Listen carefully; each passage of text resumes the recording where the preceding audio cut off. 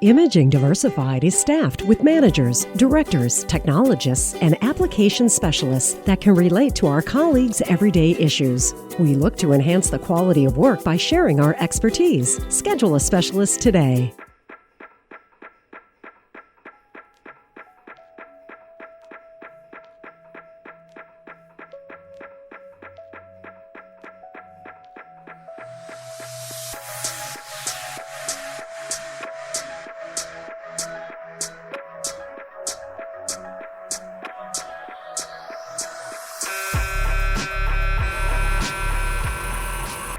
Zombie Podcast, I am Robert. Yes, and I am Reggie. And once again, we are joined by Rob Cloutier. Thanks for coming, Rob. Yes. And you are here to discuss, well, a kind of a hot topic today, fast protocols. It's kind of the evolution of MRI. We're kind of headed that direction, right?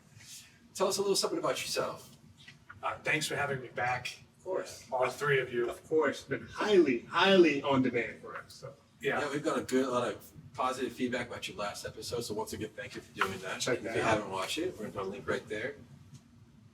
There. Yeah, somewhere.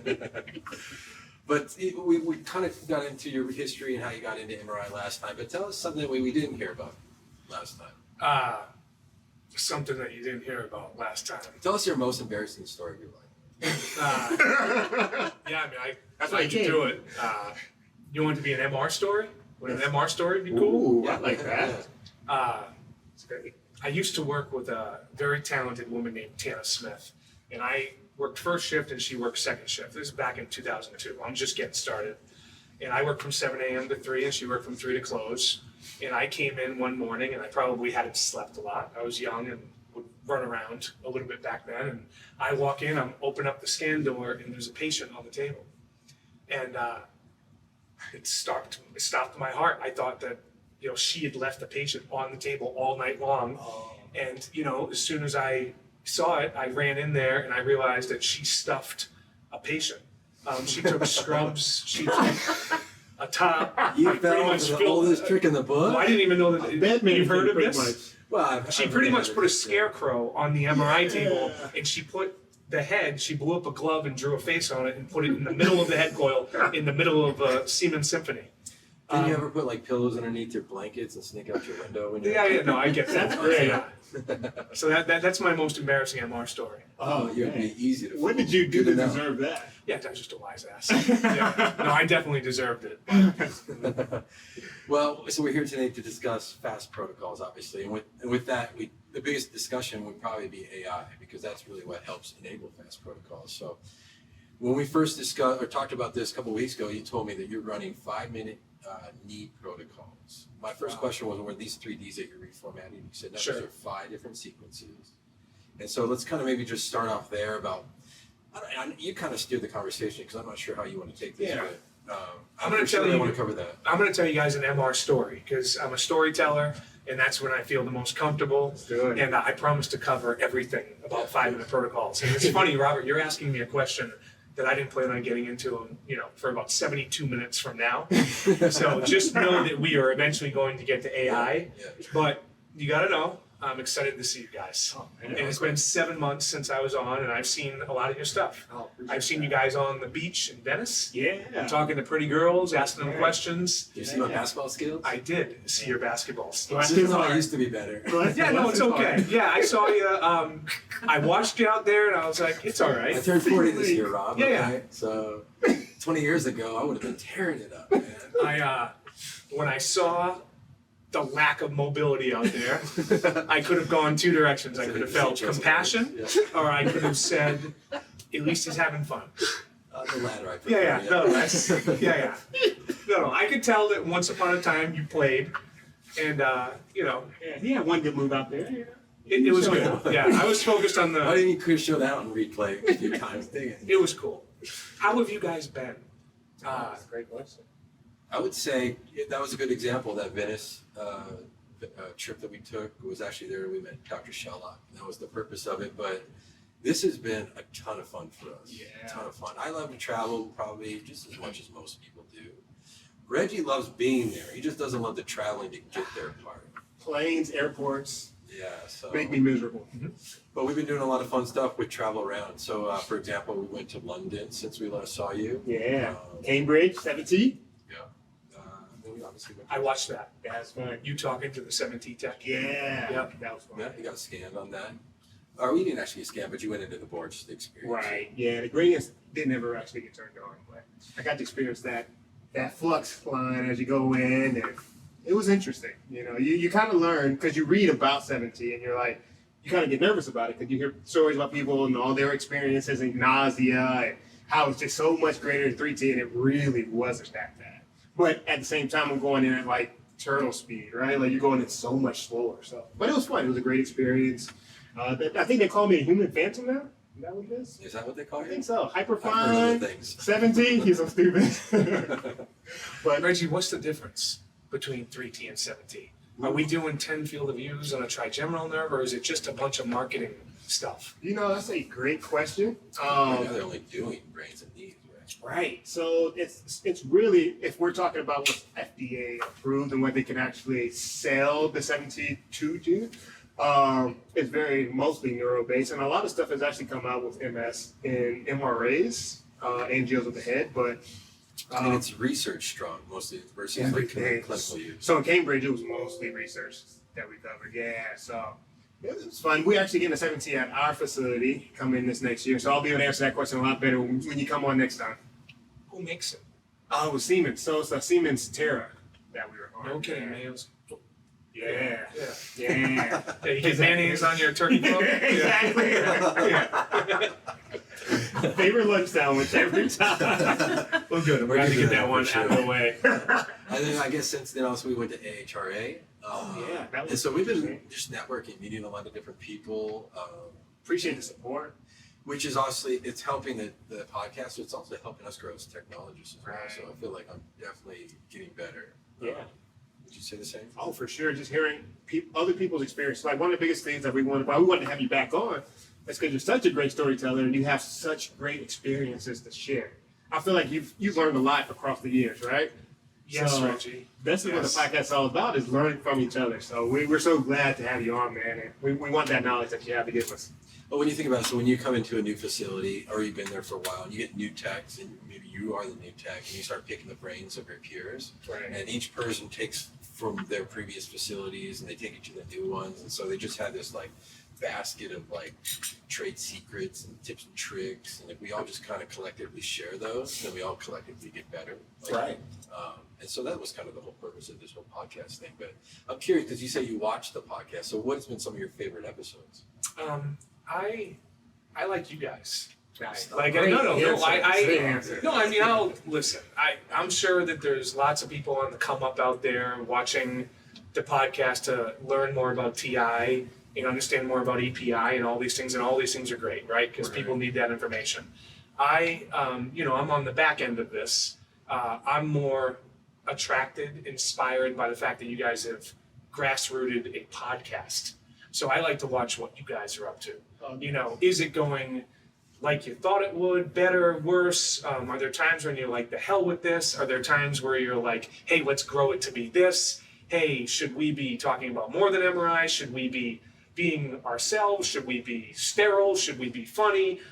I'm interested in the creative process Oh, nice. more than I am the content, only because of where I am in my career. For I would say the answer is always be ourselves. Number one is, and I told them from day one, this has to be fun. Right. And number two is educational. So it has to be educational, but it could be educational, not fun, and I'd probably lose interest. It has to be fun. And then it has to also be educational. And with that, you just kind of go different creative ways, and it just kind of becomes something that we never really knew what it would become. Like, I never knew that I would be playing basketball. I mean, we'd be doing these segments called Streetquences, right? And we'd be asking people about their opinions of MRI and their experiences with it. And I guess that's what I mean. I'm more, I see that stuff and I'm like, that's cool. Frequencies. Like that stuff to me is neat. Right. But I've been watching you guys and you guys have been laughing. And that's, I'm a big, Right. believer that if you're laughing and you're smiling, then it's right. And it's not just in front of the camera. Reggie and I, and Katie too, we all work together and we're laughing all day. We spend a lot of time together. Sometimes too much time together. Yeah. We're focused too, don't get me wrong. But I mean, we just laugh in general in life. We try to make everything fun. Right. We'll keep going. I'm a fan. I see you guys have 4.2 thousand subscribers now. Yeah. I saw that today. Thank you guys out there. And I see you guys like interfacing with lots of different people now. You're talking to Frank, you're talking to Manny, you're talking to Abe Voorhees, my pal. Yeah. And I'm watching all this. I'm like, these guys are getting out there. Yeah, So- appreciate that. Yeah. Well, that's part of the whole networking thing. But you know, one thing we find with all these people who are like big names, big wigs, whatever, is that these people are also equally fun. Yeah. They've just never been given a platform where they can show that. Like when you're doing a PowerPoint and a lecture, an RSNA or whatever it is, they maybe don't feel as though they can kind of come out of their shell. But with this podcast, I think it enables them to. And people have really responded well, not just the audience, but our guests as well. Right. Well, I'm going to be fun tonight Oh yeah. because you guys said, come on and talk about fast protocols. Yeah. And my first thought was, oh boy, technical stuff. But I promised to make the technical stuff fun But you're a tonight. technologist. So. I am a technologist. That's right. I am. All right, you ready? Let's do it. 03, I was just starting, and the scheduler said, can we add on a biceps? A, I didn't know how to do a biceps, and B, I was scared of everything. No, we can't. We have a full schedule. And I was working with a guy back then named Kevin Oliver. You know Kevin Oliver? Kevin Oliver, yeah. You know Kevin Oliver. Yeah, no, that smirk is what you get when you bring up Kevin Oliver's name. Because Kevin, someday we'll see this. And Big shout out. He's not a stranger. He's a polarizing figure. Yeah. And, That's nice. but he's a heck of an MR technologist. And he taught me MR in the early going. And he said, add on the biceps. He was sitting right next to me. And he put the patient on the table. It was an old Siemens Symphony. And he put a wrap on the arm. And he ran a stercoronal, sterosagittal, and saw the tear. And then he ran a couple of axials and got him off the table in about 11 minutes. And I'd never seen anything like that. This was in 2003? 2003, and there was no protocol. He grabbed a knee or whatever, and he just, Yeah. and I watched it, and I said, how'd you do that? Right. And it was my first experience with somebody who had complete command of parameters. And he literally went from one field to the next and typed in numbers and hit return and hit go, and it came out perfect. And I'd never seen that either. Normally I see people making changes and the image comes up and it kind of looks crappy and they're like, oh, I need to do it. Everything looked perfect. And he goes, get him off the table. He just kind of looked at me like, that's how you do it. Like, nailed it. And I was like, all right, dude. Like, so I don't know any of that stuff. Right. And a year later, he hired me in 2004. And he was working here in town in Phoenix, and he was doing 30 patients a day on an old GE 9X. And to watch him work on a 9X was unbelievable because he would skip the pre-scan process when he was going from fat SAT protocol to fat SAT or from sagittal to sagittal. He knew when he could hit manual pre-scan, done scan, and skip the pre-scan. And if I sat there and did the pre-scan on every protocol, he would push me out of the way and say, you don't need to do that. And I was like, this guy is next level. And I later found out that he was getting spiffed for exams after he reached a certain level. So there was a reason why he was motivated to do 30 a day. And by the way, that model works. Right. By the way, all you administrators watching this podcast, if you want MR techs to work harder, you know, Incentives, yeah. after 18 or 19 a day, give them $30 a case. I promise you your numbers will grow and you'll win. Anyway, Right. different discussion. One day the head coil broke. And I came in and I looked in the MRI room and he had a Home Depot orange bucket laying on the table with the opening towards me, and he took the 4-channel phased array gray flex coil, the old one, and he taped it to the top of the bucket, and he taped it on the outside of the bucket, and he taped it this way. So the coil went all the way around this orange bucket, and he was doing head MRIs and having people stick their head up in a Home Depot bucket because he wasn't going to lose patients. And then he's like, look at the image quality. And he goes, no one's going to know that I'm not using a head coil. And again, it was another moment for me where I was like, this guy is next level. Couldn't do a diffusion scan with that coil, Right. but he could do everything else. And he taught me. He taught me about all this stuff. So he would work 410s. He would trust me working the 5th day to do 30 patients a day. And that was the dude who kind of opened my eyes to, I don't know shit. Right. Well, I think we all know Kevin Oliver, right? Whatever facility we worked at. I thrive in those moments. I love them where you have to think outside the box and you scan a patient who has to be on their side or the head doesn't fit the head coil that you've got to use. I scanned a patient with the shoulder coil one day. I did their head, the shoulder coil. Right. And I'll never forget that. I love those moments. So I could definitely see working with that man and just like you said, just taking it in and appreciating it. And to nail it on the first shot, because sometimes you trial don't, and error. you trial and error, yeah. I mean, I had a case today where I'm like, oh, you know, so that is really impressive. And he was a fun dude to just watch do MRI because he was up on the wheel. Those are the funny His eyes people. are this big, Right. and his, you Dialed can hear in. his mouse clicks from around the corner, and he is like he's driving a Very big diesel purposeful. dump truck. Yeah. Yes. Yeah. It's refreshing to work with people like that. Because, those are the people that kind of just dispel this whole like button pusher, like. Oh, that's true. Persona. Exactly, yes. So he hired me, and then I started teaching. So 2005, and I'm teaching the registry review program. And I'm traveling to all the West Coast cities, and that was fun.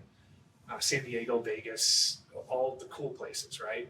And they would give me a few $100 to teach the registry review program all day Saturday, all day Sunday.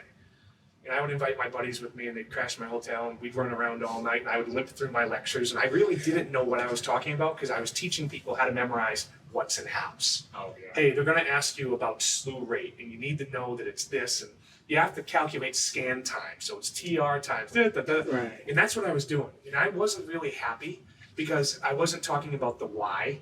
We weren't learning, we were literally memorizing for a brain dump test. So I said, the heck with this. I don't want to do this anymore. I want to teach MR like Kevin taught me.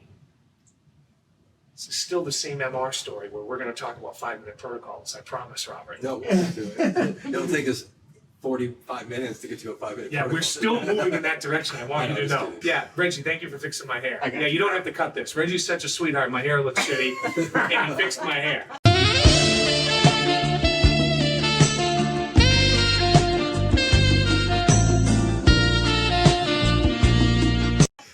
Because, talking about MRI is one thing, looking the right way is something way more important. Right. So thank you, No, Reggie. I got It's all about image quality, right? Hey, that's right. Perceived social value. Right. PSV in my circles.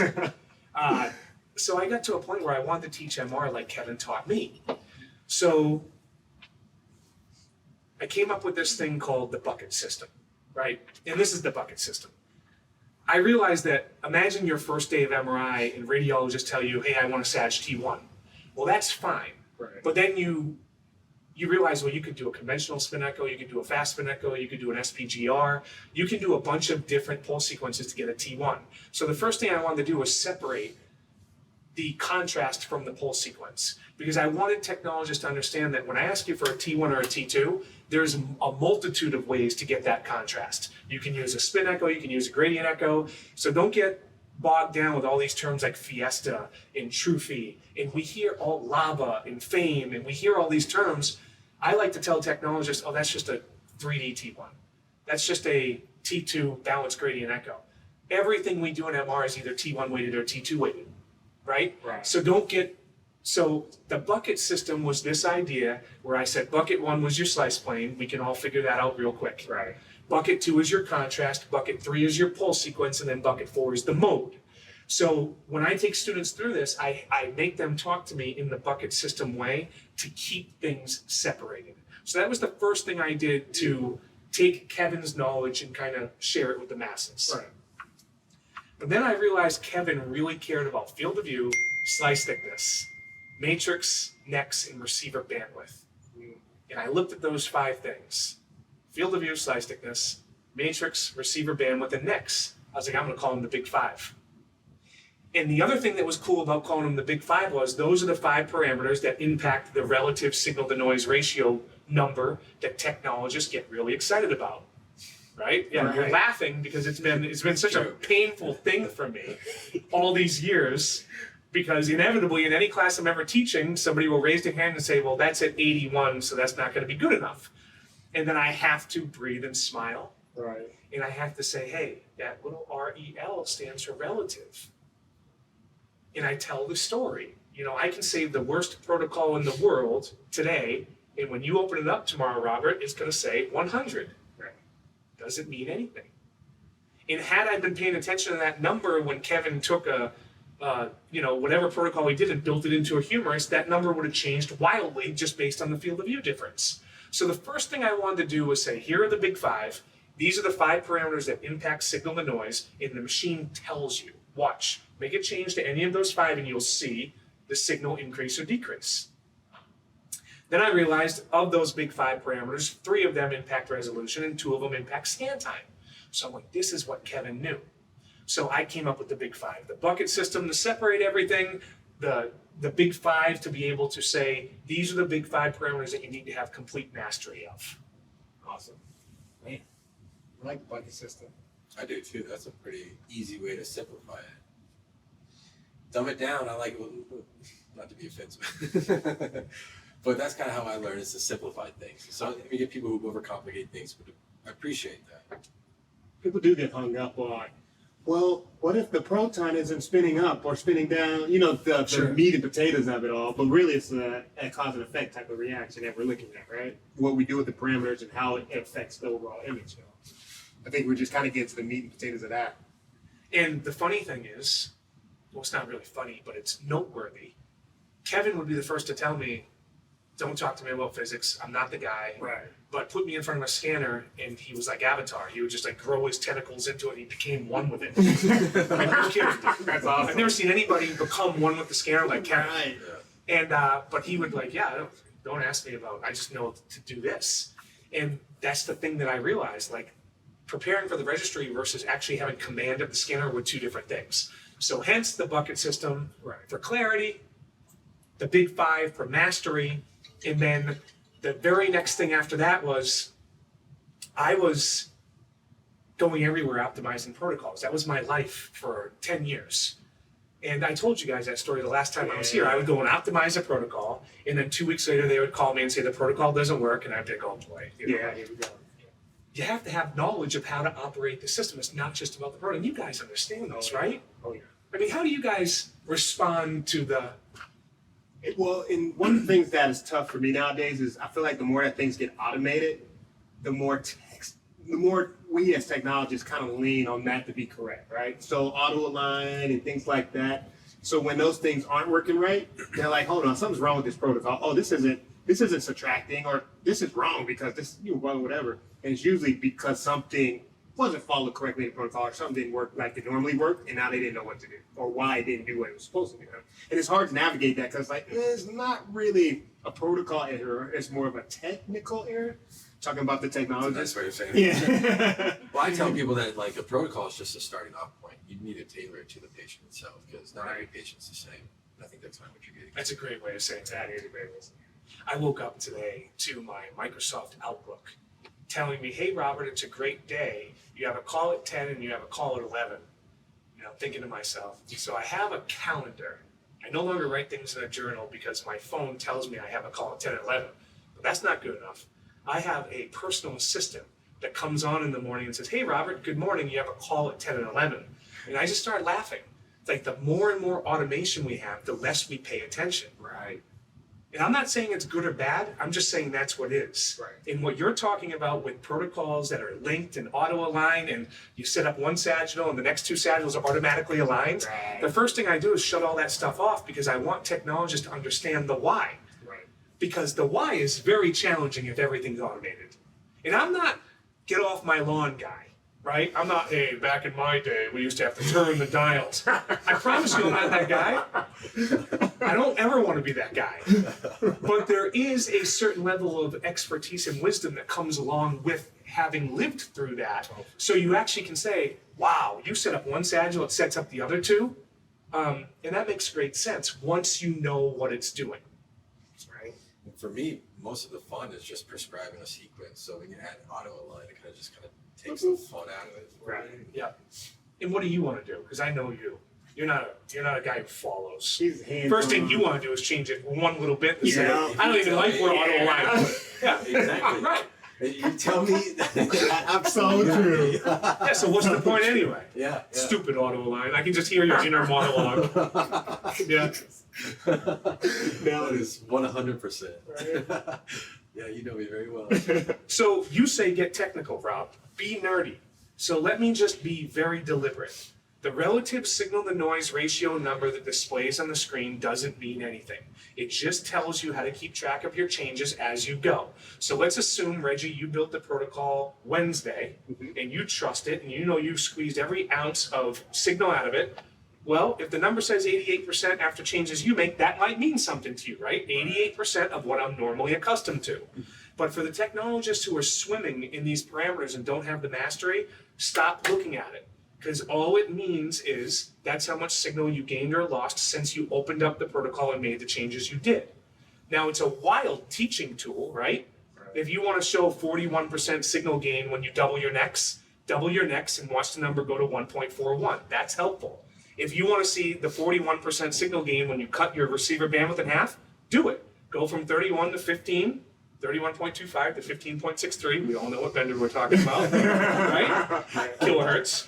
And watch your signal go up 41%. These things are very informative. Right. But to look at the number as a pass-fail, for you new technologists out there, guys, it doesn't mean that. Just punt. The best thing you can do is just take that number and not look at it. So I've had this torment, right? Because I have to teach this stuff. So I had this idea. Still the MRI story, Robert. Same story, right? Same story. You're asking me about 5-minute protocols. We're closer. The MRI story continues. I came up with something called the set method. Same every time. Because I would go and optimize protocols and people would say, how do you do that? And I'd be like, well, I do it the same way every time. Let me show you. And then I'm going to ask you guys. So the scanner shows you 5 ways that you can increase signal or decrease signal. If you had to guess how many different ways or how many different things could we put our hands on, either on the console or in the room, that would impact signal? If you had to guess. How many? Just you want a number. Yeah, so the vendor shows 5. And what I mean by that is if you change your parallel imaging, which directly impacts your signal to noise, it doesn't reflect in the number. That's true. Which is a real problem. TR too, right? TR is another one. Philips is the only vendor that shows you, I know we don't talk about vendors, but Philips for years has shown you the signal increase with TR, the only one. Right. But if you had to guess, Robert. 4. So I told you the scanner shows you 5, and you're guessing 4. 14. Katie, is Robert screwing with me right now? Even she laughed at that answer. 14 is a way better guess. 14. You just said 4 to be funny. How many do you think, Reggie? We're talking, you got your coil, you got, I would say at least, I'll say 11. Okay. That's the one, yeah. I found 18. 18? And they're here. 18? Yeah. I gotta see this. They're here. So I developed this thing called the set method, and I paid this programmer to be able to build a interface that when you input different values in these, it will show you a different thing. So move ahead, Katie, if you would. Here they are. Oh. So some of those, Film strength. Dang, I wasn't thinking even on that level either. Which would be up, right? some of those you might not know because I made up the acronyms, right? Because if you're making this stuff up, Robert, a long time ago, a very good friend of mine told me, if you don't believe in your own bullshit, nobody else will. So when I make something up out of thin air, I start creating acronyms. I like that. Well, acronyms make you seem smarter. Yeah, for sure. Well, people see an acronym and they just assume that it is. Yeah. I try to talk in acronyms as much as possible. Yeah. Oh, this is great. This is, And if you change any one of these values and you hit calculate, it updates your set score, which is the number on the left. So I realized that the relative signal to noise ratio button was confusing everybody. Right. So I scanned and scanned and scanned and scanned a brain and stripped all the parameters down and down and down and down and down until I got to a D- image, something that was barely passing, say a 60. Like if it was 1% lower, you'd flunk. And I did that over and over and over again, and I made that the set score baseline number of 100. So all of these parameters right there, those are the parameters that got me my 60, my D- image, the parameters that are currently in there. Can we go through some of these? We can. So I think everyone's pretty familiar with the BO, right? Which is your main magnetic field, right? And then your RF coil, which one of the big ones that I was thinking of. Now P2CD. What are we talking about? Before we get to P2CD, I want you to know that with the RF coil, Mhm. I consulted some coil experts. Oh, nice. And I said, hey, if you guys had to divvy up coils into 3 different categories, like generation 1, generation 2, generation 3, what would they be? And they said, well, generation 1 coil is a quadrature coil. It's uniform, it's transmit receivers. You guys, that's the old term for transmit receiver. Right. I'm probably dating myself, right? Right. TR coil, we used to call them quad coils. I don't know if we do anymore.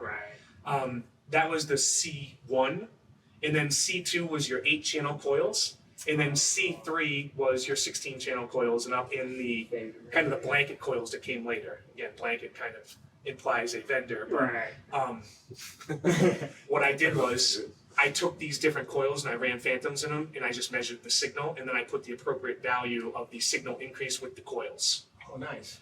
And you guys know what I'm talking about. If you Yeah. get a normal size knee person and you can put a 16-channel flex coil around them, Mhm. rock and roll, Right. right? But when they're 400 pounds and 350 of it is from the waist down, Right. you guys know what you gotta do. Yeah. You gotta do crazy stuff. Yeah. Different antennas, different coils. Well, chances are you're not using a 16-channel coil anymore. So to leave the scan room and not appreciate that, hey, I'm already walking out the door with one next less. That's how I used to think. Like, I just lost a next with my coil. Wow. It's a good way to look at That it. is a good way to look at it. It's interesting. P2CD, Reggie, is Yeah. part to coil distance. Oh, I like that. Are you ready for this? Yeah. Bob Bushy, very talented engineer who used to work for MRI Instruments, they created the dual flex coil. You guys have seen those. Mhm. Well, Bob Bushy was the brains behind the coil technology. And can I tell you a story within the main story? Oh, yeah. Of course. Okay, so Yeah. now, Inception. so now we're in a mini story, but we're still in the main story. Yes. It's one of my favorite movies. Inception. Yeah. Yeah. Good. Yeah. Call me Leo, right? Right. Yeah. I never really saw Inception. The buildings are moving and stuff. Yeah. I never It's watched like a dream within a dream. Like, Okay. it's like layers to it. Okay, well, that's what we're gonna do. Yeah. I was asked to go, this is a cool story. I was asked to go to the Lemieux Sports Complex at UPMC, where your friend works, and where you guys' friends work. And they were doing hockey players who get slashed on the thumb and they tear their collateral ligament. Mhm. And they were unhappy with a 16-channel coil. And I went there with the 8-channel company that we just talked about, Dualflex. I can say that. It's part of my experience. I don't whatever. I went there. And I took the Dualflex coil and I put it right up against the thumb with 8 channels. All right. And then I took the 16-channel coil and I was this far away from the thumb. And guess what images they liked better? The 16 channel got quite far away. No, the other one. That's right up against it. The one right up against Was it. it 10, was it 10 by 10? It was half the channels, Right. but it was on it. Versus double the channels, but it was off it. Right. And so I called this guy Bob Bushy and I was like, hey dude, they like this one better. He's like, of course they do. He's like, Rob, every centimeter is 40% signal. And I said, whoa, wait a minute. What? Every centimeter away from the antenna, you lose 38 to 40%. I have a slide that shows it. It is huge. That's Okay, why, now, if I could just backtrack. I for wish a you second, would, yeah. That's why it kind of confuses me that he didn't put the coils on the inside of the bucket. Rather, he put it on the outside of the bucket. I Well, would put it on the inside. yeah. Well, I think that he was thinking about the patient who already had to stick his head into a bucket. And now the coils are in there too. Yeah. So I think he probably started that way. Right. And my guess is the coils, like there wasn't enough room. Dude, the way he had it on the outside of the bucket, they touched. Oh. The top coil perfectly touched the bottom coil, like it was made for it. Yeah, He probably started that way. I'll ask him. Bucket. That's You should have him on. I would. Yeah, have him on. If you hold on tight, by the way, for him. Oh, that's awesome. But 1 centimeter, which happens to be the width of your finger, is 38% signal decline. according to him and his research and the results I got back it up. So you know what I like to say? You ready to get super nerdy, Katie? Oh yeah, bring it. One finger away is one nex. Dang. You double your neck, not one nex, you double your nex, you gain 41%. So if you're this far away, you lose almost that much. So what I was trying to get my head wrapped around was how can I build super techs, right? The big 5, good starting point. But I found 18, I found 13 more of ways that impact your signal. For sure. That's what P2CD is. Wow. And that kind of reminds me of when Jonathan was on it. He mentioned that the coils are sort of a stethoscope. It's Oh, yeah. farther away. Oh, there's it here, yeah. It's a great example. Yeah. Yeah. How's Jonathan doing over there? Oh, Is he behaving? man, what a great addition to the team. Good. Yeah. Oh my He's a gosh. great guy, great technologist. He's But the I one know that that he calls likes to see technology. things and, Oh yeah. make them great. Oh yeah. Yeah. Okay, good. Oh yeah. I'm trying not to be offended by him fixing all my protocols. Okay, good. Good. I just wanted to make sure he had enough runway over there. Yeah, That's all. About it Good. too, though. Good. Hi, Jonathan. Great guy. Love that guy. Yeah. We're gonna have him back on too, by the way. All right. I think everyone's pretty familiar with FOV. Of course, phase field of view as well. What's another big? So this STX. My acronym for size thickness. Oh, okay. Okay. Size thickness. I like that. And then is that phase encoding It is. for PE? And then phase encoding, frequency encoding, of course. How is your frequency encoding kind of affecting your signal? So they both impact it. We all know that the field of view is how much NMV we have in it. How many protons we get to stream back to the antenna and say, hey, look at me, I'm energized, right? Right. That's the field of view, right? Your region of interest, your collimator light, whatever you want to say. Your frequency encoding is one of your axes, right? And is essentially the size of your pixel. So if you, regardless of field of view will impact your signal. But then within whatever field of view you select, if you have a lower number for your frequency encoding, you have a larger pixel and you have greater NMV. So it follows the exact same logic. The larger your field of view, the more signal you have. The larger your pixel, the more signal you have. I see. Oh, perfect. Let's see. Is this nerdy? Is this nerdy enough? Oh, I'm loving it. Okay. Nope, next. I think everyone, and next could be kind of back and forth with averages. And, Same thing. But the same thing, right? Same thing. Receive bandwidth. I think everyone's pretty familiar with that. I know that is calculated a little bit differently depending on vendor. As long as we understand that a narrow bandwidth gives you higher signal and a wider bandwidth gives you less signal. Right. That's all that matters. And then the flip angle. Now let's talk about, because I know flip angle is huge on your signal to noise, especially once we start talking about gradients, right? That's right. And your Ernst angle and things like that. So I see it's got set at 90, but do you go much lower with the settings and stuff like that, or? I just have it there so people understand that when you move from a spin echo with your typical 90, which maximizes transverse magnetization, that when you go to a gradient echo and you're using a shallow flip for your excitation pulse, you don't have near the amount of signal. Right. Of course, usually, well, I won't say usually, but we can pair gradient echoes with a 3D sequence, so we get that signal back. But I just have flip angle there to show that that is for sure a huge impact. It has a huge impact on your signal to noise. For sure. Now, I think FastSat is definitely one of those that people kind of sleep on, Without question. right? And by the way, Reggie, when you talk to, it's great. So, my favorite thing to do in the MRI scanner is look at MSK. And maybe it's because I come from that background, played sports. Maybe it was because my first real MRI job was all MSK imaging. I think looking at torn tendons and ligaments and things like that is really cool. Right. I'm looking at tumors and MS, it just depresses me. I'm looking at torn tendons and ligaments, that can be repaired, whatever. I don't know. Right. Anybody can make a pretty T1 or a PD, right? But to make a pretty fat saturated image, that's what we really need to see. And so to talk about signal to noise, and I can't wait to show you my test results here in a few minutes, back to the main story, right? When we go back to the main story. Main dream. Yeah. Within the Actually, dream. we are back to the main story. We're out of the Lemieux Sports Complex stuff of it. But we'll go back in another dream in a minute. But That's how ADD works, by the way. Yeah, right. fat saturation, as you guys know, Right. takes away most of your signal. And I say most deliberately. I can't wait to show you. Yeah, that's a big one, man. That's huge. PI. What is PI? This is a real acronym, by the way. Oh, okay. Not one of my parallel imaging. Oh, yeah, parallel imaging. You mean it's not pie? I'm just trying to be vendor neutral. Reggie right? loves pie. Reggie loves pie. What's your favorite? Apple pie, duh. That's overrated. With ice cream? Overrated. What? Yeah. What? Yeah. Pie and cherries overrated. What's your favorite? I don't eat a lot of pie. I eat it for breakfast. Do that. I don't eat a lot of pie. I just didn't grow up with it. I grew up with like banana bread. I thought you were about to say banana cream pie. Shout out. No. Katie makes an amazing banana bread, by the way. Yeah. You have to try No it. nuts for me when you make Okay. it. Okay, Got cool. Thank you.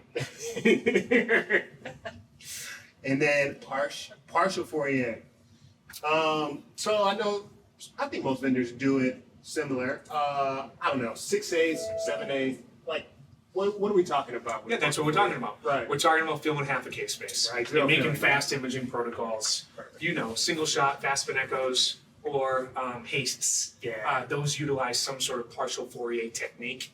And they're signal starved.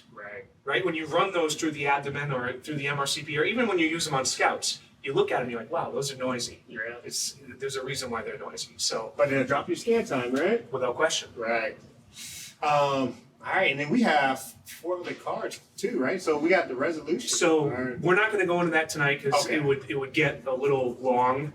But yeah, I made this program. This is what impacts your signal. This is what impacts your resolution, your contrast, and your time.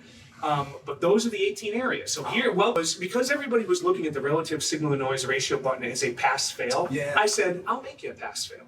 A So I legit went one. and made you an image of a 60%. Right. And when you change these parameters and you hit calculate, it's going to calculate all 5 of those, and it's going to tell you whether or not you passed or failed. And I used to do this in classrooms of 30 people, and I'd say, okay, build me a stir, but you can only add 90 seconds. Right. And I would do this, and someone would say, I can do it, and they'd fill all 18. I'd say, drum roll, and I'd hit calculate, and the set score would either be above 100 or below 100. It was a fun little thing. That is And how's that for that nerdy? sounds fun, actually. We got a MR arcade that we're dropping next year, so hey, might have I've to been throw waiting something for in this. there. Yes. Yeah. It's getting impressive. I'm actually, it's getting close to being finished, and I'm excited on where that's headed, so stay tuned to that for Good. sure. Yeah, that's going to be fun.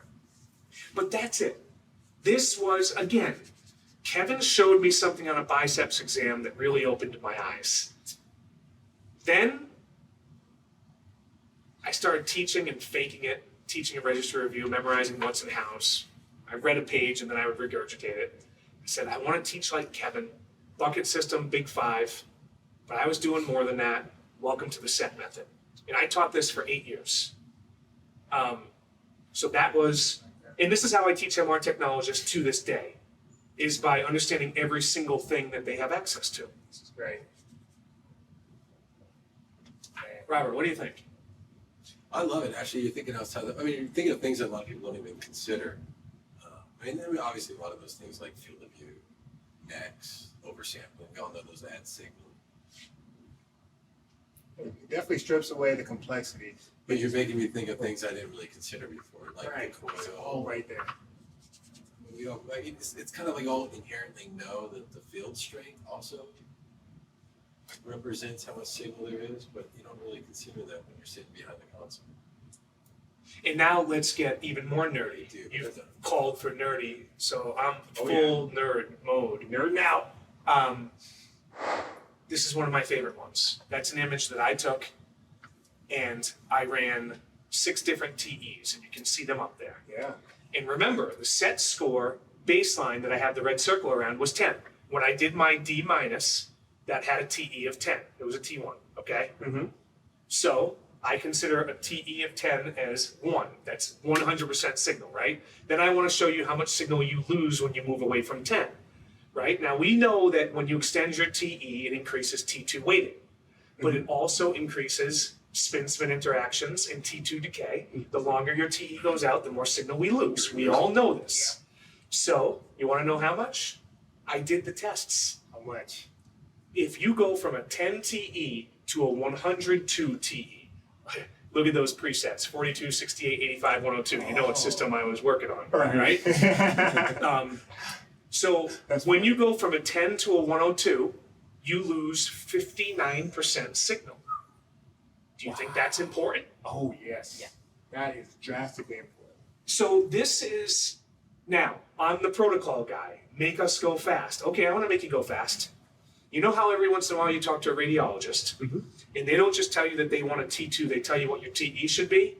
Oh, Brad. I try really hard to put my arm around those guys and gals and say, hey, can we go get some lunch? That's a great answer to that. Now, I'm not trying to be flippant or insecure or anything, but what I want them to tell me is, I want brighter fluid. Right.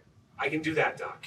Please don't swim in my TE pool. Right. Because here's what you might not be considering. Right. When you say you need a 140 TE for real T2 weighting, Right.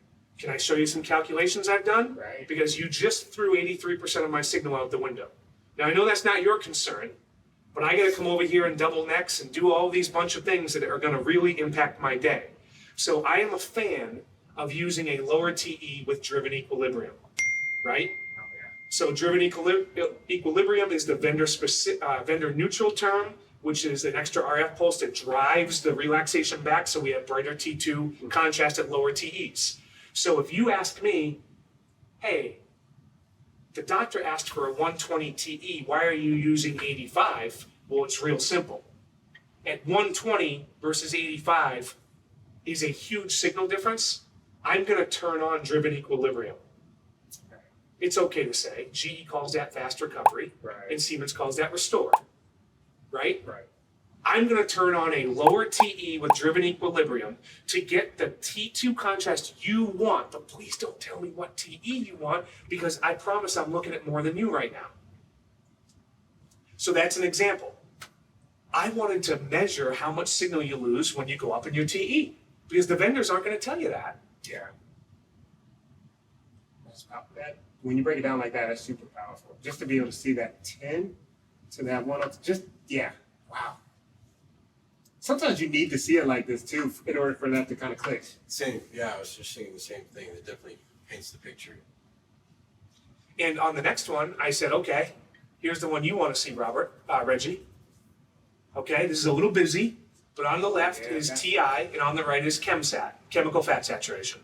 2 fat saturation techniques, one done, with an inversion pulse, and one done with just separating fat and water. And you guys are gonna, I think, like this. When you use a strong ChemSat on the right, a strong ChemSat, you lose 81% signal.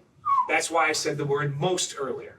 Now look on the left. When you use a TI at 1.5 Tesla of 165 milliseconds, which is approximately complete knowing of fat, guess what it is? 19%.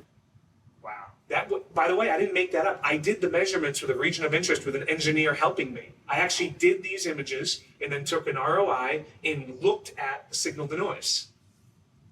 So, when radiologists want to do MSK protocols, and they do a bunch of intermediate fat sats, they call them PD fat sats. I like to call them intermediate fat sats because we're using those intermediate TEs, and I don't want to confuse students. Right.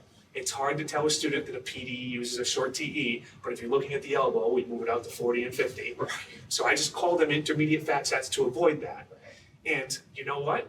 When I'm doing an intermediate fat sat with a 42 TE, I use a weaker fat sat to give that gray appearance. Why? Because that's what they want. It's got more signal. And then when they ask for that 1 T2 fat sat to look for like a slight edema and a bone bruise or bursitis or tendinosis rather, Right. I use that 85 TE, but I use strong fat sat because the strong fat sat with the 85 gives you that black and white look, where the intermediate uses that gray fat sat and it gives you more of that really sexy MSK look, where they do most of their diagnosing, right? So here's an example of, hey, when you go from weak to strong, or from a TI of 130 to 160, you're throwing 2 necks out the window. Wouldn't you like to know that? Oh, yeah. Now you want to know, I hey, know that. hot shot tech, hey, look at my T1, look at my PD. Right. Come on, That's bro. a t-shirt. Ain't no one need a T1 or a PD anyway. It's understanding this type of stuff is how you can make those changes on the fly that first time and get it right. That's right, Reggie. This is the Kevin Oliver. It's that Kevin Oliver. What he taught me in a system. It took me 15 years to take his wide-eyed crazy eye, become one with the MRI machine, and actually put it in something that I call same every time, because my pitch to people is do it the same way every time.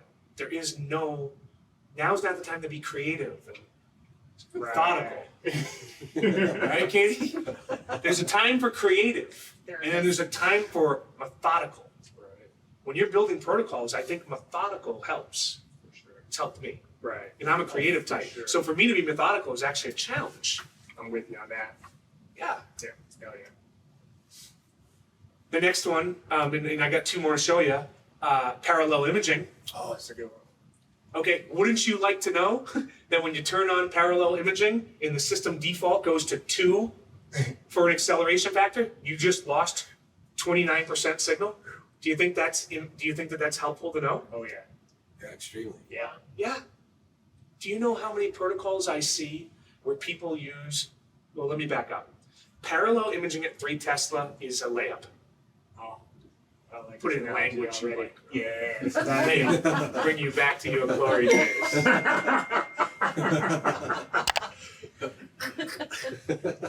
Anybody can do parallel imaging at 3 Tesla. You got signal for days. It's hard to screw up. Right. At 1.5, oh, you're more likely to screw it up and get it right.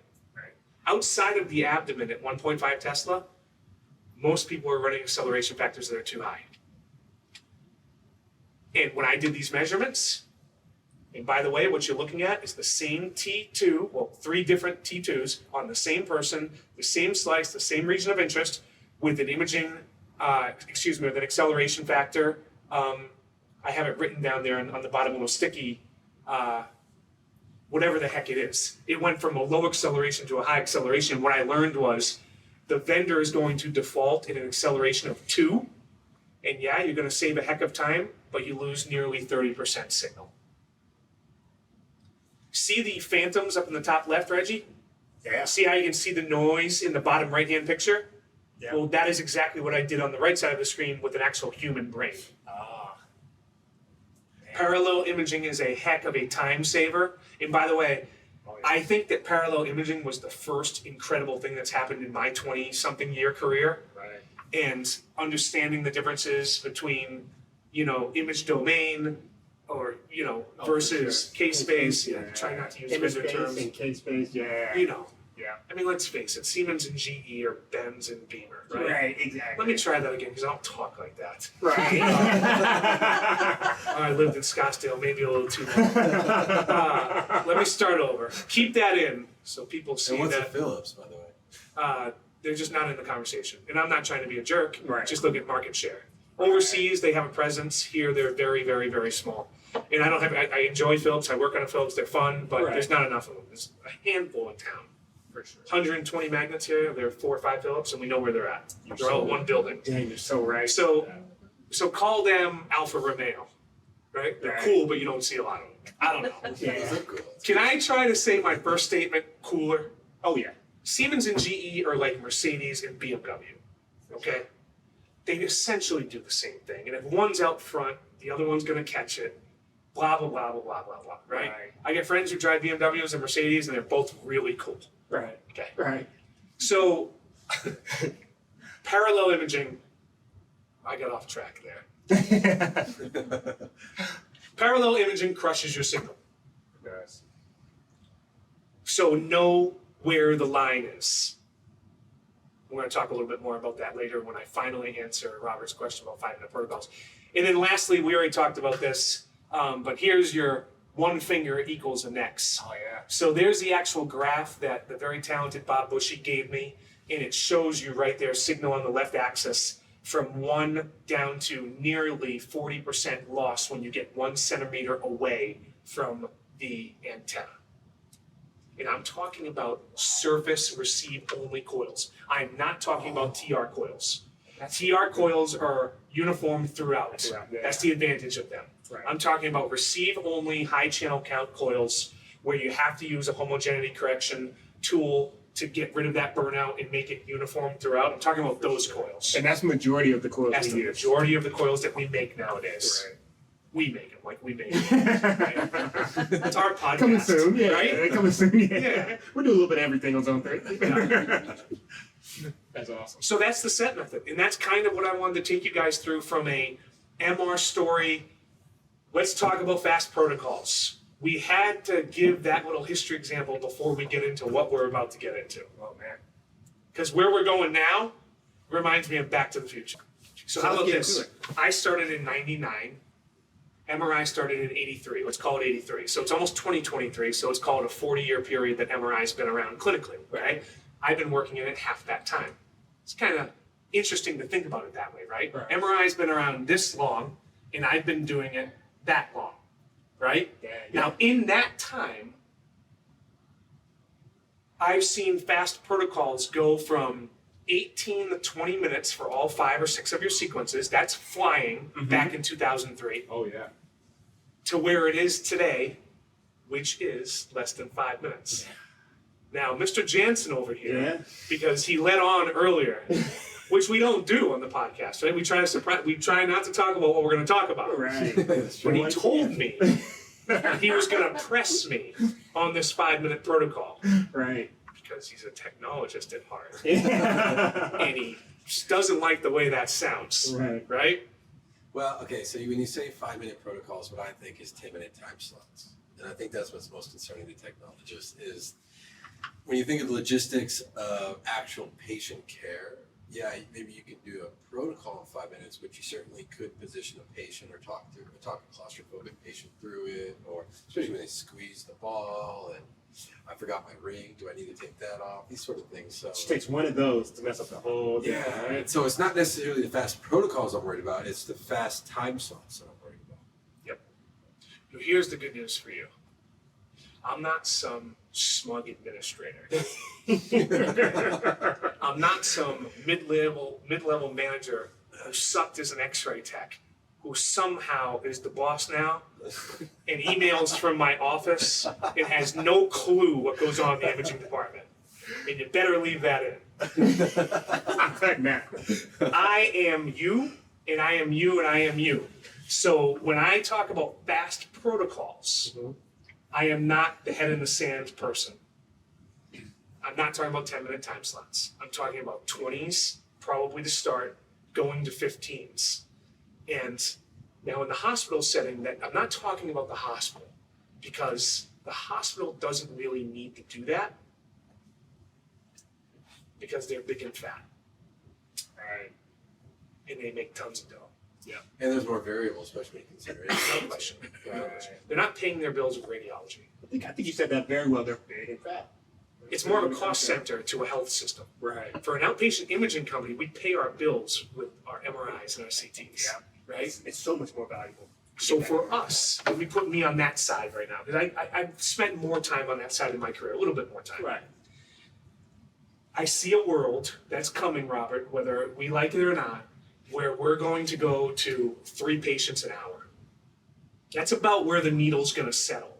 Because obviously, when I say 5-minute protocols, I'm talking about without contrast studies, okay? Right. And that's not realistic.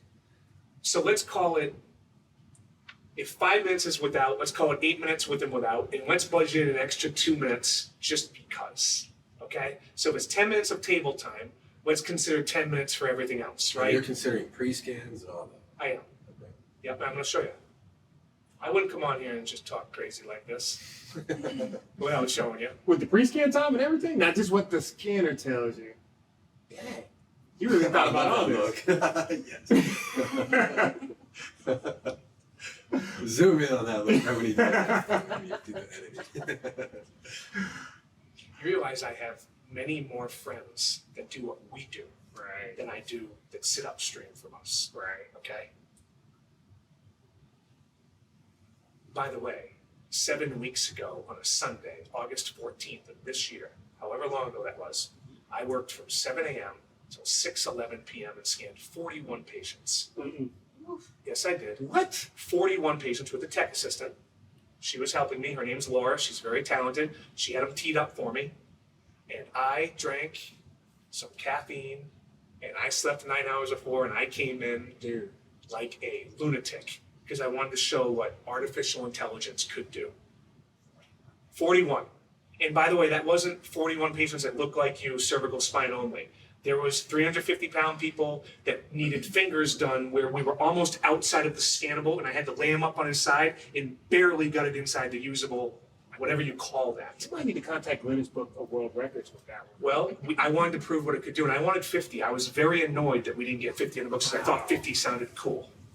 41's impressive. 41. That's incredible. And by the way, we had a 33-minute lunch break. Oh, and by the way, So you can't even do that with I two was guys. 6 to 7 minutes ahead of schedule all day long. All that We booked them caffeine every in the 15 bathroom. minutes. Oh my. The bathroom is right there.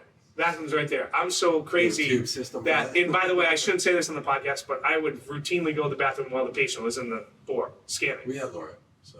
Yeah, I had Laura. And I left the door open anyway. So, I mean, hey, dude, I was Now, trying to bring it. hey, we're talking one magnet. You're not like. Reggie. I'm just saying. 41 is just too. I can't imagine that. 41. One 41. magnet. 41. And I can show you the PACS work list anytime you want to see it. By the way, the images that I'm going to show you today came from that day. I have 5 studies to show you, they were from that day. But here's the point. Here's the point. This is coming, gentlemen and lady. This is coming in the outpatient sector. Now, here's the reason why I don't poo-poo it. And I'm ready. I'm ready. Come at me. I'm ready for you. I'm ready for all the questions. But here's the real reason why I don't poo-poo it. We're creating greater access for people. For sure. When I bring patients out after 4.5 minutes and they look at me like they did something wrong or it's a halftime, and I say, you're all done, and they look at me, I've had MRIs before, what gives? They look at me and I'm saying, listen, this is the fastest MRI machine in the world. And I say it like that. And they're like, it is? I'm like, yes. And they're like, oh my gosh, you should see my patient surveys from that day. It'd be too much. I mean, I'm bragging already. I mean- Imagine if I showed you my patient surveys too. I'd be unlikable. Yeah. It was incredible. Okay, back to you.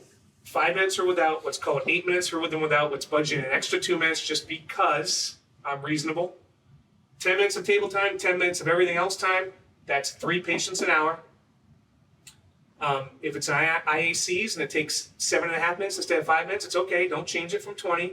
You'll lose a little here, you'll gain a little here, you know how it works. Right. And you get the no-show, you get the clock show, and all of a sudden your big bed schedule didn't look so bad anymore. This is where we're going. And I'm pumped about it. Because when I started in this business, the most proficient looking people to me in the department were the CT techs. I was a young green MR tech, and I watched these CT techs moving patients over, like banged up patients, right?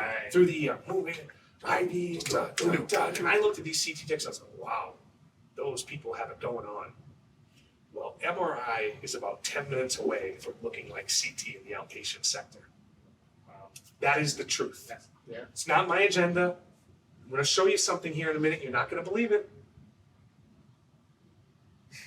I love the look Robert's giving me right now. Well, I don't know. Yeah, I know you don't. It's great. What don't you know about it? You say that we're all techs here and we all have that tech mentality, but we're not. But I just know how administrators look at it. And they're gonna, if you're telling them we're doing 5-minute protocols, they're gonna say, why can't we do 10-minute time slots? Bottom line, right? Well, the people I work with don't do that. And you know who I'm with. Yeah. They don't do that. They trust my judgment on the people side, on the technology side, on the culture side, on the don't want to hate my job side. Right. That's true, but sometimes you get CFOs that only look at numbers and they don't consider the opinion of the technologist. And they see numbers and they say, well, why can't you do Well, I think too, just when you get it down to 10 minutes, I mean, I think you can find a happy medium between both worlds at that point. Yeah. And if you're doing 5-minute protocols and you get it down that short, they can give you a little bit of breathing room. If you can get 41 done like that, one scanner, think about if you're running 2 scanners like that. That's 81 in 2. I'm not thinking like a technologist right now. Ooh. I'm thinking like a CFO right now. And, Thanks.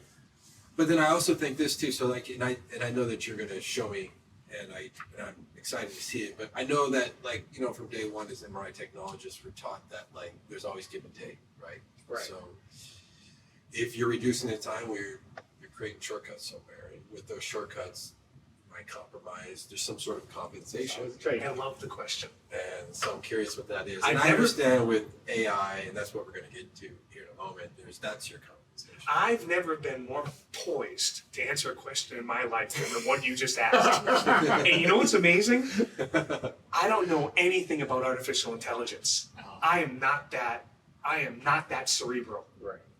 I can get my head wrapped around the fact that my phone knows I drive down 16th Street every day, and they realize that it's dinner time and they might show me the menu for Chipotle. I can get my head wrapped around that. I don't even know if that is artificial intelligence. That goes to show you how clueless I am. Okay? Right. But here's what I do know. The give and take that you talk about, that I've been trained, that I train people on, is absolute reality in MR. Go down on your bandwidth, get more signal, and your TR and your echo spacing goes up. Trade-offs, okay? I'm with you. Cool? Yeah. Artificial intelligence in the MRI suite is no give and take, it's all give. All good. Which blows my mind. Robert's the most amazing. Counterintuitive. Everything No, that we've learned. I believe Everything it. that I've we've seen it. learned. It's not part of the MRI process. Right. I'm telling you guys that right now, that picture the MRI over here on our little console, TR and TE and the set method, and here we are, MRI technologists. Right.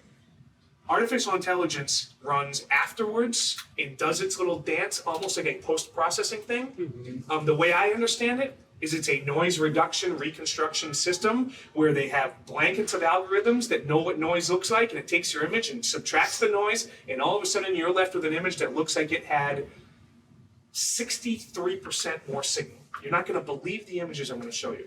I've seen it in real time, in person. But yeah, I'm excited also to see your images. I haven't seen a 5-minute protocol though. I'll keep it real with you. Oh, well, I've seen some really great, I've seen 1 minute AI sequences, stuff, but not 5 minutes. but a 5-minute protocol is just, oh man, I can't wait. well, I'm going to say this because I'm having fun tonight, I'm right? having fun too. We're having fun? Oh my gosh, yes. It's right up my alley. Okay, Katie, tell me if this is too much. I'll know by the way you look at me. And this is half for effect and half truth. There's AI, and then there's AI plus the set method. Oh, next level. Oh, okay. I ain't some dude Okay. rolling in using AI. That's legit though, you're right. Katie, too much? Close. I think it's still good. Okay, She's honest. I'm in. Yeah, I'm in too. okay. You want to see some stuff? Let's see it. All right. Now, keep in mind I took pictures of the scanner with my phone yesterday to put this together. Okay, So these images could look way better. for sure. Now, on the top of all of these slides, you'll see 5 that look just like this. You will see the ACR requirements for pixel size in the top left. And I want you guys to look at that first, okay? So as you guys know, the ACR has their requirements for what pixel size should be. Yeah. When you do a brain, they tell you it better be equal to or less than a 5 millimeter cut, and it has to be equal or less than a 1.2 millimeter squared pixel size. We all got it. You want to make that bigger or smaller, you take your field of view and your matrix, and that's how you do it, right? Right. Okay. Please look at the resolutions in green of all 5 of the pulse sequences that are shown there. Of course, there's 6 images because you see the EPI with the ADC map. But if you look at the resolution, a lower number is better. Aside from the EPI DWI, which is really low resolution, you guys understand that better than anybody working at the hospital. I'm beating the pants off of what the ACR is asking us for. Yeah. As you guys do where you work too. The ACR is a baseline minimal requirement. Right. Okay, so we can see that I'm far exceeding the resolution of what the ACR asks for. Look at the axial T2 at the bottom, 0.55. Yeah. That's half. That's taking what they say you need and making it twice as good. Okay, cool. Now, aside from the gradient echo in the bottom position in the middle that has a little bit of motion on it, look at that image quality. I took those pictures with my phone. Now, you don't have to look at the image quality to believe that that's incredible. All you have to look at is the pixel size on the green chart. Right. See the scan times on the right? Oh, yeah. Yeah. Oh, Yes, I noticed Reggie. that at first. Hold on. Look them scan times, yo. Oh, he's so stupid. Hold You up. know, where I see this super beneficial is like for stroke protocols. I worked at a facility, I think I can say St. Joe's, where Mm-hmm. you'd have a team of 10 people come rushing in and they're all over your shoulder, like, let me see that DWI. And if you can get it to them in 38 seconds. And that's why you go there when you have a stroke, Yeah. Right. right? Right. And they can decide whether or not to get an EPA. You want a water case, man? Yeah, go ahead. I'll show my skills. Ooh. Buckets. Now it might be too much. I can catch a perfectly thrown water bottle. Thank you, Katie. So I understand that this does translate to better patient care and obviously patient satisfaction as well. You mentioned your survey, your scores. You mentioned more than once. Robert, can I interrupt you? Of course. Because you are one of the founders of the Zone 3 podcast, Right. and when you speak, it's credible. I want you to say what you just said again. Well, it translates to patient care and better satisfaction with patient scores and just Okay. overall experience. I try to stay there because there's arrows coming from everywhere at me with this. But what you just said is the essence of where I sit with AI. It's better patient care. But go ahead. Thank you for letting me do that. I just wanted you to repeat that. Well, that's the gist of it. I think because you get so many patients that come in with anxiety, and If they do it, it could be 5 minutes. they're told like from the scheduler it's a 45-minute to an hour and a half long study, and when you just tell them it's actually only 30 minutes, that's when their eyes just pop up. Really? Yep. Yeah, I was told it's going to be an hour. Like, no, it's actually half that. Then Right. if you could tell them it's only 5 minutes, it's going to take longer to get them down to transport. Now, when you scanned those 41, did you come across anyone that was claustrophobic and you kind of let that go just by telling them that it's going to be a lot shorter? 70 centimeter bore. Mm-hmm. And can we hit pause on that? Oh, yeah. We come back. We can circle back. Well, I'm going to circle back. That's part of the grand finale. Ooh, all right. Okay. All right. All right. Well, Reggie's question about claustrophobia. Noted. Noted. Well, then maybe we might discuss this later on. But what that leads to, and one thing that is kind of our wheelhouse because we're in the hospital setting a lot, is we see a lot of anesthesia patients. And if you can reduce the amount of anesthesia patients, because that in itself Stretch up 3 increases the risk factor by 100-fold. Right. But if you can talk patients into a 5-minute scan instead of a 45-minute one, and now they no longer want to do the anesthesia, they'd be like, okay, that's within my threshold. Right. Again, it just translates to better patient care. And 5 minutes is like how many songs? If you turn the music on. Well, one Guns N' Roses song, Right. right? Right. Probably 1.5. Right. Like, who's the dude now? Post Malone? Yeah. Thinking of Post? Yeah. Yeah. Right? About Yeah. 3.5 minutes? 3.5. Yeah. Okay. Now, the axial T2 flare takes 1:48 there, right? Right. No getting around that 2400 millisecond time from inversion, right? The TI on the axial T2 flare is what takes that time. So that's why you see 1:48 for the axial T2 flare. Right. All right, so the next one. So these please, pictures are undeniable. 5 minutes and 9 seconds. Here's your lumbar spine. Woo. Now, I deliberately put this lumbar spine on here. Oh, I see the screen door effect from taking it from your phone. Because of for the I see. You see it on the T1 really a Yeah. lot. Artifact, so. Well, it's just from, I think it's just from the, Yeah, no artifact, I the promise. screen door effect from taking a picture from looking at a screen. It's, yeah. That happened from my cell phone. It From was the cell phone. It was, I did it and I was like, damn it. And I took it like 3 times. I'm like, I'll just tell him it's from my phone. Right. I knew Reggie would believe me. It's, yeah, because I've seen that. Yeah, Yeah. for sure. And you've read you. No, I love Robert's very reasonable amount of scrutinization here. I won't even call it pessimism. Well, But just, because you get a lot of technologists that message us online. Oh, we're going to get comments about this. For Yeah, sure. absolutely. And so I'm just trying to like For sure. just predict what those comments are and address them now. and I'm a real guy. It's not 5 minutes. It's 7:29 for lumbar spine. Right. Um, Back at 14. I'm not in here BSing you.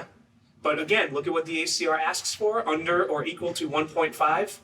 And I'm smoking it, right? Man, yeah. You know what else? Because I'm thinking about things that we probably haven't considered yet. So when you as a technologist gets called in for a cord compression, and now you can do it in Oh, 5 minutes? but I still get my 2 hours pay. Yeah, exactly. Yeah.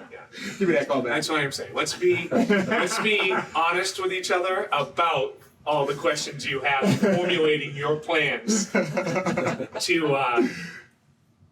I've always looked at it the other way, Robert. I've always had this quiet understanding of I want to be able to provide so much more value than anybody else ever could to an imaging company because I'm gonna make them pay me for it. Right. I don't do any of this stuff for free. Right. You ever heard of that new term, quiet quitting? No, what's quiet quitting? What is that? I think that's what it's called. Like, It is. is that like a Is it? ghosting Yeah, version it is. of? No, it's where like it's this new like mindset that employees are kind of adopting, where you just do the extreme bare minimum to keep your job and never go beyond that. Oh. And so you are the opposite of that, which is very refreshing. Quiet because, quitting. It seems like people are starting to hit that. Most people who watch this podcast probably aren't quiet quitters. No. Okay, so that's your lumbar spine. Yeah. 7 minutes and 29 seconds. The next one is 5 minutes and 49 seconds. This is where I start to have fun. Now, I know, Jansen, you're already looking at that intermediate fat sat in the middle position on the top. That's exactly what I'm looking at. Yeah. The screen door, as Reggie's calling it. Yeah, screen door. I promise you that's from the picture. The noise that you're seeing, medial, is absolutely noise. Okay? Well, even with that noise, it's still extremely diagnostic. Well, because the joint's fine. And you guys have been working with shoulder coils long enough to know that once you get on the other side of the labrum, nobody cares. Right, exactly. Yeah. So look at these imaging times now. Again, look at the resolution. Smoking what the ACR asks us to do. And boy, oh boy, if there's a time where I feel really good, it's during the shoulder exam. I feel like the localizer is longer than most of these sequences. By the way, that's half next imaging on the proton densities. Yeah, it's So on the two straight PDs that you see up there, that's 0.5 nex. And you wouldn't believe, well, I'm going to save that till the end. Okay, that's the shoulder. Two more. that's 549. So we got a little neuro, got a little MSK. So here's your knee. 6 minutes, 45 seconds. You see the resolution there. You see the meniscus? Yeah. We even got an ACL view.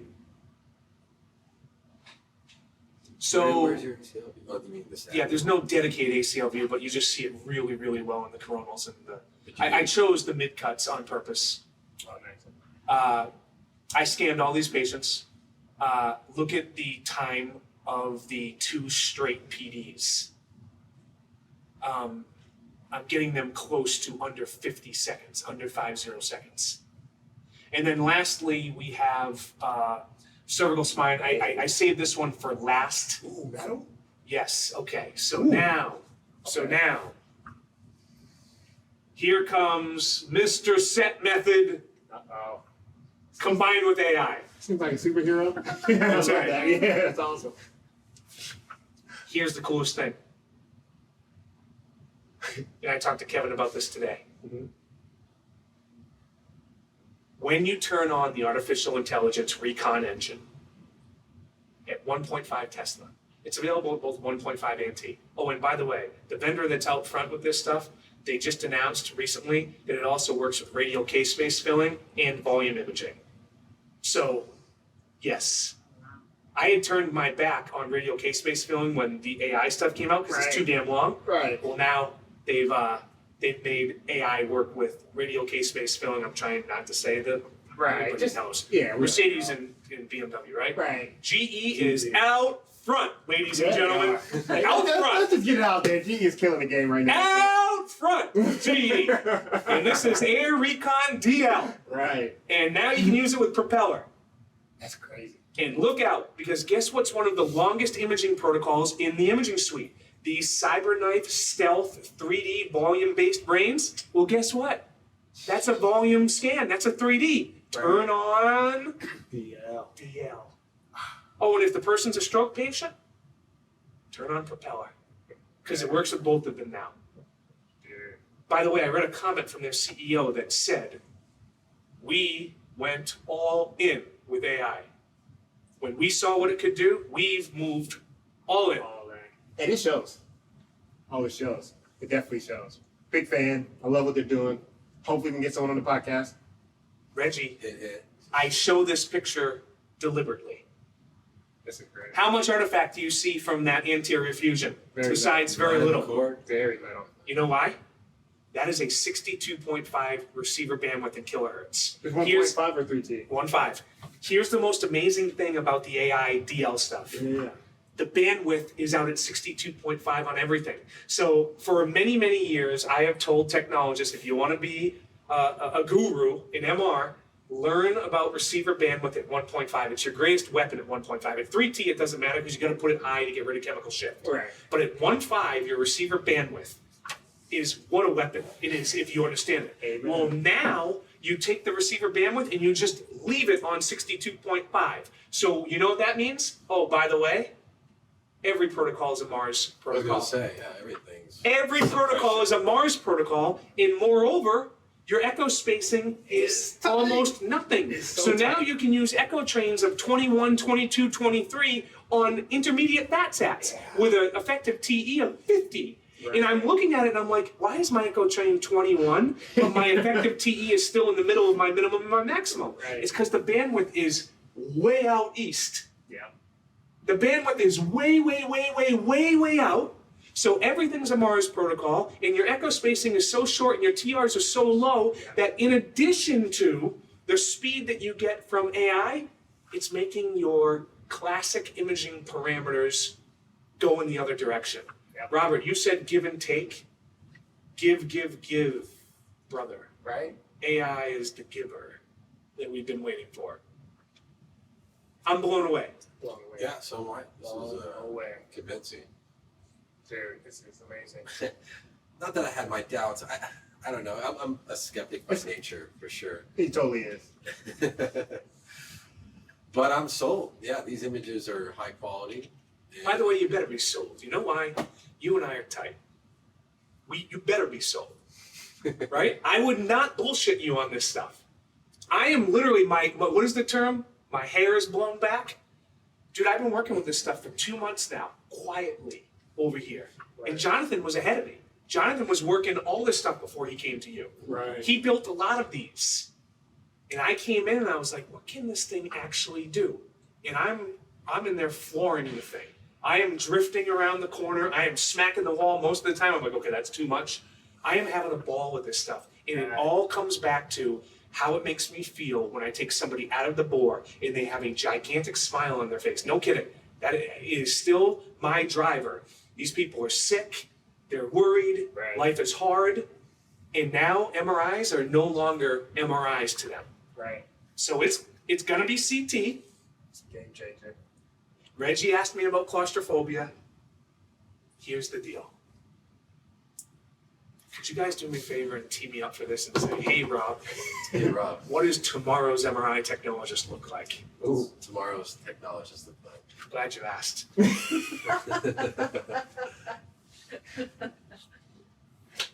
Incredibly connected, that you can make a relationship with a person in 48 seconds. So when the technologist assistant walks them back, or you get them from the dressing room, in 48 seconds you can look at their Michigan sweatshirt, or you can make a comment about their middle name, or you can talk about their birth date, or you can connect with them. You got about 48 seconds to make an incredible connection. That's a skill set, right? We all understand that. It takes a highly emotionally intelligent person to be able to make that person feel like you're their best friend and not feel rushed. Right. You need that. You need to be really dialed into burn safety. Oh, yeah. Now you can talk about all the different kinds of burns. 98% of burns, approximately, Dr. Canal, Dr. Sherlock, don't get mad at me, right? Right. I'm pulling numbers out of my you-know-what. Right. Most burns happen from proximity, too close to the bore, and loops. Both of them are preventable. So you got to find a technologist who knows how to connect with people, who really has a genuine care for humans, somebody who understands proximity burns and loop burns inside and out and makes sure that that never happens, and somebody who knows how to deploy AI and be smarter than AI. Because right now, if you put your standard technologist up against what AI is, Oh. it reminds me of the Marvel movie, right? When Captain America picks up the hammer and the movie theater goes nuts. Yeah, exactly. Be worthy, Reggie. Be worthy, right? Be worthy of AI. That is so legit, yo, for real. For real. You got something here. Right. You got Excalibur in your hands, but you got to know how to swing that thing. Right. And if you know how to swing it, you will deploy AI. You will direct AI. That's tomorrow's technologist in the outpatient sector. We can talk about remote scanning. We can talk about the other changes that are coming down. We talked about it last time. Right. That's what tomorrow's technologist looks like. The CRTs are gone. They're gone. Come on, ask me. I already did. What was tomorrow? You're putting me on the spot. CRTs are gone. I was hoping you guys would ask me what CRT stood for. I was thinking certified radiology. The technologist. chair roller That's what I was technologists. Oh, chair rollers. These techs, these techs, they do everything from the rolling chair. They're going to be extinct soon. Chair roller techs. Oh yeah, they're gone. T-shirt coming soon. Chair roller technologist. That's great. Oh yeah, they're out there, and I'm not mad at them. Oh, for sure. They could chair roll their whole career. Well, things have changed now. I mean, I can't play Minesweeper anymore. Yeah, that's what you're doing. Minesweeper. I played Hearts. That was the other game you'd get, right? Yeah. Minesweeper. Oh, Hearts. yeah. Hearts was Freestyle. okay. Yeah. They were both trash, but yeah. Both trash compared to like Halo. Yeah, exactly. That's it. You guys asked for fast protocols. That's the MRI story. It goes all the way back to that biceps exam when I actually even knew that you could influence it to that degree. And now I'm at the forefront of the AI movement, and I want to be out there with it. Oh yeah. I mean, I think you're 100% right. That's where everything is moving. And if people don't see that, it's because they don't want to. I mean, I can't see if your facility hasn't. And of course, it's kind of new, so everyone hasn't had a chance to see it in real time. But if your facility hasn't gotten it yet, it's just a matter of time. It's just a matter of time, and everyone's going to experience this. And like you said, AI is up there. So you definitely want. I like how you kind of put the buckets and brought kind of both worlds together, because it makes a huge difference, right? Just being able to still manipulate your parameters, but actually take control of AI and utilize that to the best too. So. Man, I love what you showed us here. We love examples too. People need to see the proof in the pudding, right? And you got all the proof in the pudding for your 5-minute program. So all you haters. Yeah, right? Leave a comment. This is going to rile some people up, yeah? Oh, for sure. And the thing that we love about the community is that people are so passionate about MR. And we knew people were passionate about MR, but we didn't know how many people were really passionate about MR. And just since we started this podcast, we realized that there's a lot of artists out there. People love what they do, and they take pride in that. So we always get passionate, comments, and, people just want to know more. So I think this is great. We love to hear your feedback, what you think, where the field is headed, and, and what AI is doing for you in your facility, for sure. Comments, man. Robin, I'm not a lot different than you. Like, when Magic came out, I scrutinized it. I don't know anybody using Magic. Right. You don't hear about that being used. No, I go everywhere, dude. I see it never. Never. And that was supposed to be, in paper, it sounded like the coolest thing in the world. Yeah. And then Cube, right? You're going to scan one plane, you're going to reformat. Nobody's used That that. was big too, yeah. So right. I want you to know that I sit over there as Mr. Provider, and the OEMs come out and say, this is the next greatest thing. I say, no, nobody uses it. Right. Our doctors hate it. I actually don't like it. So now this came out, and dude, I was with the same lens. What do you mean? What do you mean 47 seconds? We were screwing around the other day. Very talented student of mine named Jeff. And, if the patient has scoliosis, we do a quick coronal T1 as part of the protocol. And he goes, hey, we forgot the coronal T1. And I was like, oh, okay. So we did it. It was 18 seconds. It looked so beautiful. And he started laughing. He's like, dude, are you gonna tell people that you're doing that?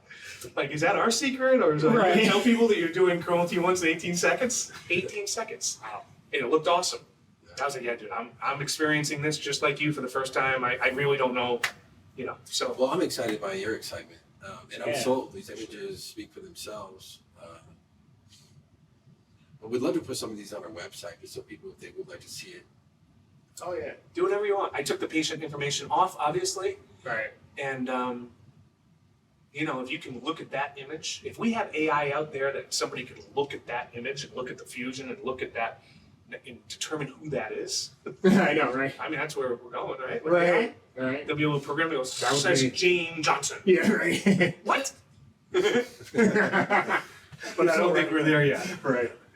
No, this is great, man. Well, like I said, I'm sold. For sure, we're going to have you back. It sounds like there's a lot of stuff. What are you excited about? What else is coming out that you're also excited about? So you guys know, I'm writing the book that I talked about last time. It's actually done. It's in editing now. Oh, nice. Called Buddhist Linebacker. It's all about men's health and overcoming our own stuff. I learned a long time ago that there's actually nothing standing in our way except for ourselves. And if you can learn a little bit more about yourself, you'll stand in your way less. That's what I'm most excited about. But I still pay my bills with the MRI stuff. Sure. Is it open for pre-order? No. Oh, okay. No, it's still being edited. And I'm trying to be cool during that, right? The editor comes back and says this, and I'm like, yeah, dude, like, don't edit it too much because I'm gonna fire you. Right. But yeah, no, so I'm excited about that, and I'm teaching again. You guys know that. Oh, I'm yeah. over there at Smile. Oh, yeah. We're in our second MRI class now. Oh, great. And it's super fun taking X-ray techs from the ground up and training them in this way. Wow. Which has been super What a fun. huge advantage they have to learn from somebody like you. Right. Yeah, very fortunate. I think I told you this last time, but I tried to take one of your classes years ago. You didn't tell me that. You told me we talked. You sent me an email, but I didn't know you tried to take the class. Well, I did. Pressure review, right? Yeah. It didn't Yeah. work out, but, It filled up too fast, pretty much.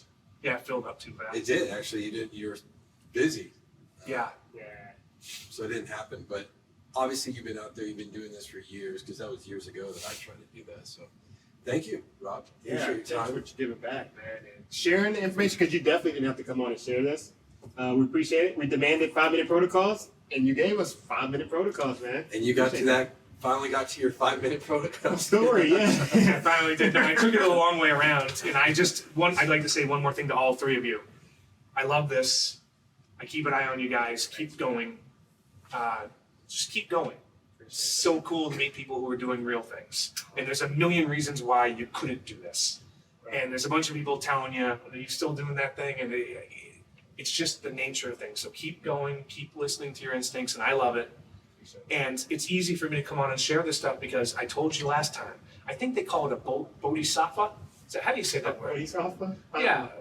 Steely Dan had a song. I'm about to beat that. I think we got to A bodhisattva is somebody who learns because they want to share. Oh. And that's who I've always been. I sit at the scanner and I see this stuff and I'm like, wait till they see this. It's not for me. Right. It's really, I want to carry it down the mountains and say, look, Yeah. right? Yeah. Because again, Right. MR is, dude, when I started, we were doing things very differently. Could than you we're doing now. imagine It's a great 20 time. years ago if you could just fast forward and know that one day you'd be doing 5-minute protocols? Right? Yeah. And who knows what it's going to be 10 years from now. Well, imagine if you could actually do the 5-minute protocols 20 years ago and you just told a couple of imaging clinics, right? It'd be like that part in Back to the Future 2 when Biff has the sport book.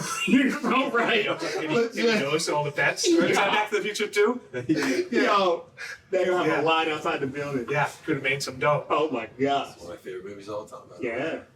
And by the way, for you technologists out there who are on the come up, Right. and I say that because I was on the come up. I'm on the come down now. If you're on the come up and you're looking for ways to solidify your name or your income or your reputation or just do something meaningful, this stuff is available for you. Go learn about it because I promise you, you'll be one of the few that do it. Right. So, Nice. Thank you. Well, thank you, Rob. Katie, Yeah, did I miss thank you. anything? No, I think it's great. Thank you.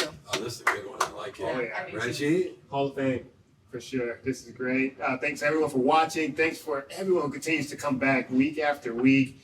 You're patient with us, and you guys continue to like our videos. So thank you so much for liking and subscribing. Tell your friends about us, Yeah. whether you like it or not. Zone 3 Podcast. We're out. Good.